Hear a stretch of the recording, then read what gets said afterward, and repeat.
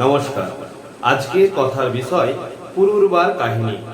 সূর্যপুত্র মনু পুত্র লাভের আশায় বশিষ্ঠদেবকে প্রধান পুরোহিত করে যজ্ঞ আরম্ভ করেন। সেই যজ্ঞে রানীর ইচ্ছা যেন কন্যা সন্তান হয়। কাজে যজ্ঞের শেষে রানীর গর্ভে কন্যা সন্তানের জন্ম হয়। রানী খুব খুশি হয়ে ওঠেন, কিন্তু অন্যদিকে রাজা অবাক হয়ে যান। তিনি যজ্ঞ করেছেন পুত্র সন্তানের জন্য, কিন্তু পেলেন কি কন্যা সন্তান? এ কিভাবে সম্ভব? রেগে গিয়ে বশিষ্ঠদেবকে জিজ্ঞাসা করলেন। বশিষ্ঠদেব সান্ত্বনা দিয়ে রাজাকে বললেন যে রানীর প্রবল ইচ্ছা থাকায় এই কন্যা সন্তানের জন্ম হয়েছে। এতে করে রাজা আরো রেগে গেলেন। রানীর ইচ্ছাটাই কি মহর্ষি দেবের কাছে বড় হলো? অগত্যা মহর্ষি রাজাকে সান্ত্বনা দিয়ে বলেন যে তিনি তার যোগ বলে এই কন্যা সন্তানকে পুত্র সন্তানে পরিণত করে দেবেন। মন্ত্র বলে কন্যা সন্তান হলো পুত্র সন্তান। রাজা খুব খুশি হলেন। খুশি হয়ে পুত্রের নাম রাখলেন সুদম্ন। ধীরে ধীরে সুদম্ন বড় হতে লাগলো। শাস্ত্র এবং শাস্ত্রবিদ্যায় শিক্ষায় শিক্ষিত হয়ে উঠল। সুদম্নের বড় শখ শিকার করা। তাই একদিন তীর ধনুক নিয়ে বনের উদ্দেশ্যে রওনা দিলেন শিকার করতে। সারাদিন ধরে শিকার করলেন, তবু তার শখ আর পূরণ হয় না।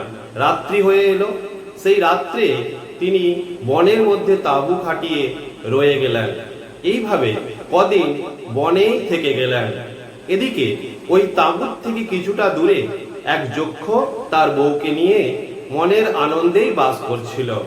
এই রাজার পুত্রের আগমনে তাদের কোথাও নির্জনতায় বাধা দেখা দিল।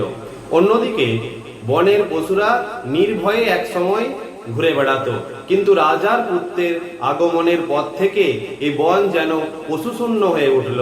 এই চিন্তায় যক্ষ ঠিক করলেন এই রাজার পুত্রকে এই বন থেকে তাড়িয়ে দিতে হবে। তাই তিনি তার বউকে বললেন যে তুমি একদিন প্রলোভন করে এই রাজার পুত্রকে উমা বনে নিয়ে যাও।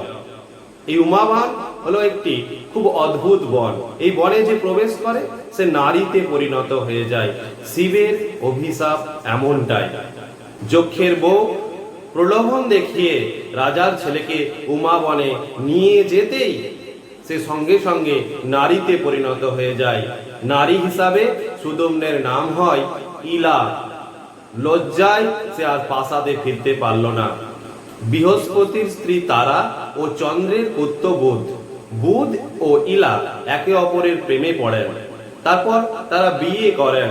ইলা গর্ভবতী হয় এবং তাদের এক পুত্র সন্তানের জন্ম হয়। এই পুত্র সন্তানের নাম রাখেন তারা পুরুরবা। অন্যদিকে বশিষ্ঠদেব খুব চিন্তিত হয়ে পড়েন, কেননা মনুর আর কোনো সন্তান নেই। তাই মনুর পর এই রাজ্যের দায়িত্বভার কে গ্রহণ করবেন? সেই চিন্তায় বশিষ্ঠদেব ছুটে যান শিবের কাছে। গিয়ে তুলে ধরেন সমস্ত সমস্যার কথা। শিব সমস্ত কথা শুনে উপায় বের করে বলেন যে সুদম্ন 1 মাস পুরুষ হিসাবে এবং 1 মাস নারী হিসাবে থাকতে পারবেন। সুদম্ন বৃদ্ধ বয়সে এই রাজ্যের দায়িত্বভার তার ছেলে পুরুরবার হাতে তুলে দেন। পুরুরবা সিংহাসনে বসার পরে তার জীবনে এক অদ্ভুত ঘটনা ঘটল। স্বর্গ রাজ্যে সব থেকে সুন্দরী অপ্সরার নাম হলো উর্বশী।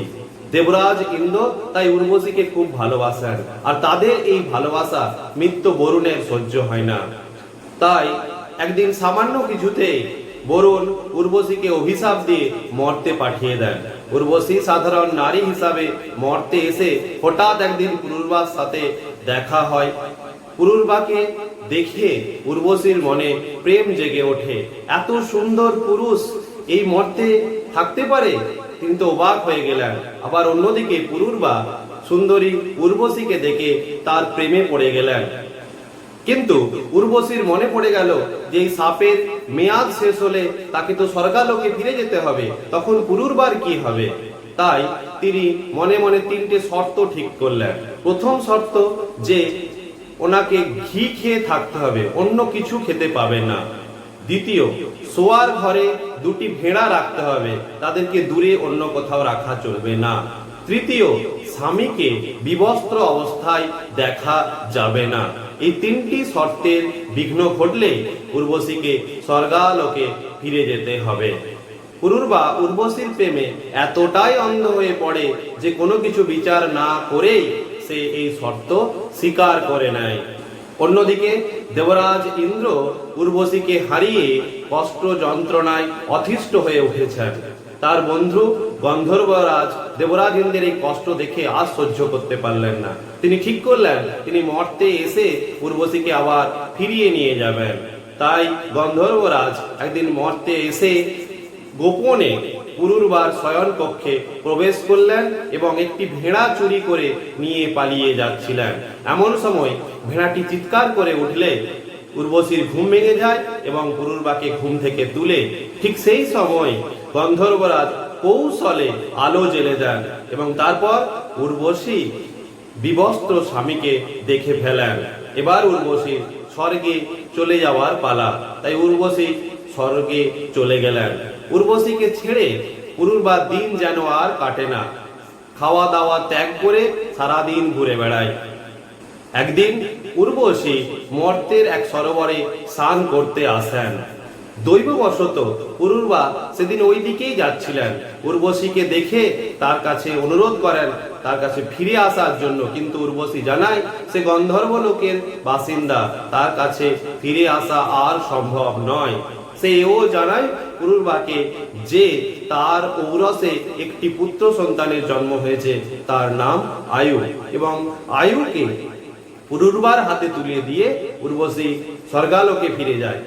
পুরুরবাকে খুশি করে রাখার জন্য উর্বশী কয়েকজন গন্ধর্বকেও পুরুরবার সাথে রেখে যান, কিন্তু গন্ধর্বরা পুরুরবাকে খুশি করে রাখার চেষ্টা করলেও সে কোনো মতেই খুশি থাকছিল না। তাই গন্ধর্বরা একদিন পুরুরবার হাতে অগ্নিস্থলী দিয়ে এটা বলে যায় যে উর্বশীকে মনে মনে চিন্তা করে 3 বার অগ্নির পুজো করলে তার মনের ইচ্ছা পূর্ণ হবে।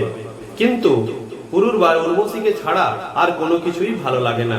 তাই সে অগ্নিস্থলীকে বনে ফেলে দিয়ে পুত্র আয়ুকে নিয়ে প্রাসাদে ফিরে যায়। কিন্তু হঠাৎ তার মধ্যে আবার কি ভাব হয়, সে বনে ফিরে যায় এবং সেখানে গিয়ে দেখে যে একটা শাল গাছের ভেতরে একটি অশ্বত্থ গাছ রয়েছে। সেই দুটি গাছকেই তুলে নিয়ে প্রাসাদে চলে আসে এবং কাঠে কাঠে ঘষে হোম করে 3 বার। এবং বড় আশ্চর্যের বিষয় হলো সে যখনই হোম করে সে উর্বশীর সঙ্গলাভ অনুভব করে। আজকের কথা এখানেই শেষ হলো। ধন্যবাদ।